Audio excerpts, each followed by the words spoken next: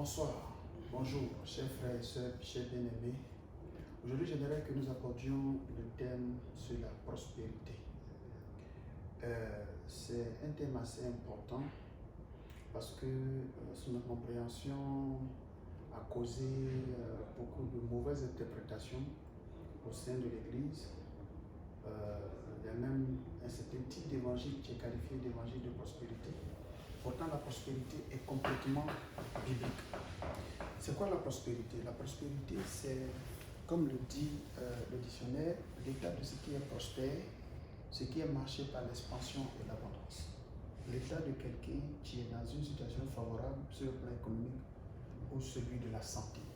Donc, on comprend même par cette définition que la prospérité n'est pas seulement une affaire d'économie ou de finances, mais c'est une affaire de santé, ça engage la santé. Quand on prend la Bible, dans 3 Jean au verset 2, il est dit: je souhaite que tu prospères à tous égards, comme prospère, et que tu sois en bonne santé, comme prospère l'état de ton âme. Donc, dans l'esprit du Seigneur, la prospérité financière et matérielle doit être en corrélation avec la prospérité de l'âme. Donc la prospérité, c'est d'abord la prospérité de l'âme. Maintenant, comment comprendre une prospérité de l'âme? Quand on prend la Bible dans le psaume 75, verset 6, et j'aimerais qu'on lise ça rapidement, le psaume 75 au verset 6. Tu prends ta Bible, tu verras dans le psaume 75 au verset 6, qu'est-ce qu'il est dit? Il est dit, psaume 75, verset 6, il est dit: n'élevez pas si haut vos têtes, ne parlez pas avec tant d'arrogance. Verset 7, car ce n'est ni de l'Orient ni de l'Occident, ni du désert que vient l'élévation, mais Dieu est celui qui juge. Il abaisse l'un et il élève l'autre.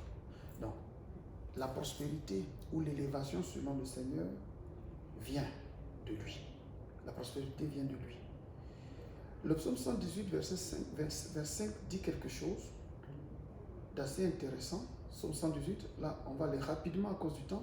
Psaume 118, verset 25, il est dit, psaume 118, verset 25, il est dit: ô Éternel, accorde le salut. Ô Éternel, donne la prospérité. Donc c'est une prière du psalmiste, dit: ô Éternel, accorde la prospérité. Ô Éternel, donne la prospérité. Donc dans l'agencement, n'est-ce pas, de ce verset, tu as deux prières ou deux supplications qui sont adressées par le psalmiste à l'Éternel. Il dit: ô Éternel, accorde le salut. Deuxièmement, ô Éternel, donne la prospérité. Parce que dans son esprit, quoique la prospérité soit corrélée au salut, la prospérité est une conséquence, elle découle du salut. C'est quand on veut faire l'inverse, quand on veut placer la prospérité avant le salut, qu'il y a un problème avec l'âme. Parce que toute prospérité matérielle, économique, financière, qui n'est pas liée à la prospérité de l'âme, est une prospérité dangereuse. Alors, on ne comprendra pas cette vision du Seigneur. Le Seigneur dit de chercher premièrement le royaume et la justice de Dieu. Et toutes les autres choses nous seront données par-dessus. Ce que Dieu veut, c'est nous accorder ce dont nous avons besoin pour pouvoir vivre. Le psalmiste a dit qu'il a été jeune et la vieille, il n'a jamais vu le juste mendier son pain. Donc, ou, n'est-ce pas, sa prospérité manquer, n'est-ce pas, de pain. Donc, ce que le Seigneur veut, c'est que d'abord, nous nous attaquions à la question du salut. Et la prospérité va en découler. Regarde ceci. Joseph était un jeune esclave, arraché de son pays, vendu comme un objet à Potiphar en Égypte. La Bible dit que avec Potiphar, lorsque Joseph est rentré dans sa maison, Dieu était avec Joseph. La prospérité était avec Joseph. Et Dieu faisait prospérer dans la main de Joseph les biens et toutes les affaires que son maître lui confiait. Lorsque il y a eu cet épisode avec la femme de petit Potiphar et que Joseph se trouvait en prison, la Bible dit, et j'aimerais qu'on le lise rapidement pour comprendre là où je vais en venir. La Bible dit clairement, on peut le voir dans Genèse 39, verset 2. Genèse 39, verset 2. Genèse 39, verset 2. Genèse 39, verset 2. Il est dit, l'Éternel fut avec lui et la prospérité l'accompagna. Il habitait dans la maison de son maître l'Égyptien. Donc, parlant de Potiphar. Donc, la prospérité accompagne quelqu'un qui n'a aucune propriété. Il est esclave, c'est-à-dire que lui-même c'est un objet. C'est un objet dont on dispose, comme un âne ou comme un cheval.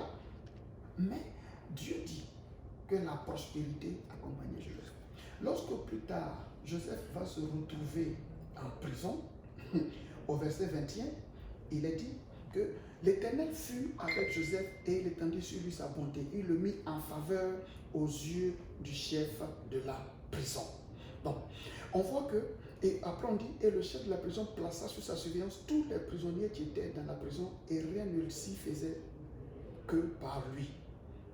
Le chef de la prison ne prenait aucune connaissance de ce que Joseph avait en main parce que l'Éternel était avec lui et l'Éternel donnait de la réussite à ce qu'il faisait.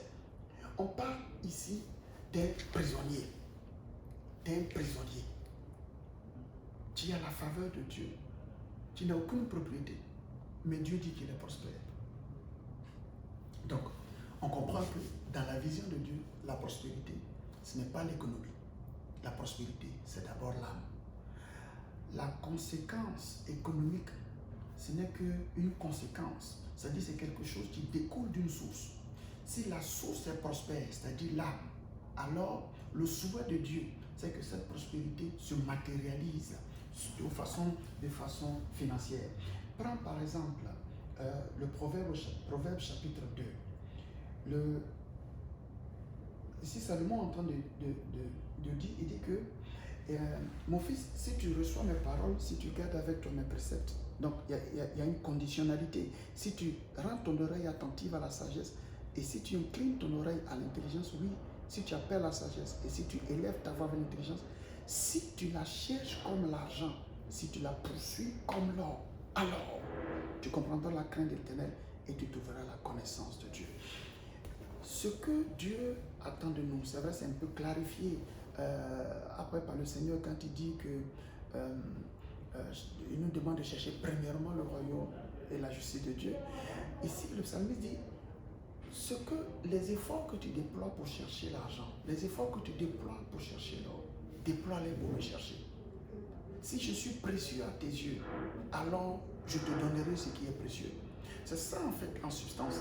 Si Dieu est précieux pour toi, si tu considères que Dieu est aussi, ou du moins autant précieux que l'argent que tu cherches chaque jour quand tu te lèves de chez toi à très tôt et que tu rentres très tard à cause de l'argent, lorsque tu te bats, tu te fais toutes sortes, n'est-ce pas? Tu fais toutes sortes d'efforts pour pouvoir avoir de l'argent. Dieu dit, si tu fais cela pour me chercher, l'argent que tu cherches serait une conséquence. Dieu donne un avertissement. Il donne un avertissement par rapport à ça. Il donne un avertissement. Il dit de ne pas te tourmenter pour être riche, que ce n'est pas agir avec sagesse. Il le dit clairement, il dit ne te tourmente pas pour être riche, ce n'est pas agir avec sagesse. Si toi et moi on doit se tourmenter pour quelque chose sur cette terre, ce n'est pas pour la richesse. On doit se tourmenter pour chercher Dieu. Le tourment de notre âme, ça doit être pour chercher Dieu. Asaph disait dans le psaume 77, il dit nuit et jour, le sommeil, je n'arrivais pas à dormir, nuit et jour, mon âme était en peine. Et je méditais au-dedans de moi. On peut le prendre rapidement, le psaume d'Asaph, psaume 77. Qu'est-ce qu'il dit? Il dit ici, il dit, Tu tiens mes paupières en éveil et dans mon trouble, je ne puis parler. Je pense aux jours anciens, aux années d'autrefois. Je pense à mes cantiques pendant la nuit. Je fais des réflexions au-dedans de mon cœur et mon esprit médite. Voilà ce qu'on doit faire. C'est-à-dire, s'il y a quelque chose sur lequel on doit se tourmenter, quelque chose qui doit faire méditer notre âme, méditer notre esprit, c'est la connaissance de Dieu. Chercher à comprendre les voies de Dieu. Chercher à plaire à Dieu. C'est ce qui doit nous préoccuper. Si on le fait, en ce moment-là, notre âme sera prospère. Parce que plus tu cherches Dieu, comme il le dit, il dit qu'il se révèle à celui qui le cherche. Donc, plus tu cherches Dieu, plus Dieu se rapproche de toi, plus ton âme prospère. Et quand ton âme prospère, le souhait de Dieu va se matérialiser. En ce moment, Dieu va te déclarer prospère. Si Dieu te déclare prospère, alors la matérialisation de cette prospérité et de façon économique, en ce qui concerne l'argent, en ce qui concerne la santé, toutes ces choses-là vont couler de façon naturelle.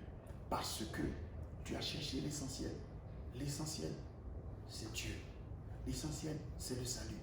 Pour revenir au psaume, il dit, ô Éternel, accorde le salut. Ô Éternel, donne la prospérité. Ne cherchons pas d'abord la prospérité au mépris du salut. Plaçons d'abord le salut au-dessus. Le Seigneur dit, cherchez premièrement. Après, deuxièmement, on pourra chercher le bien-être financier ou matériel. Voilà, chers frères et sœurs, ce que je voulais que rapidement nous partagions. Merci.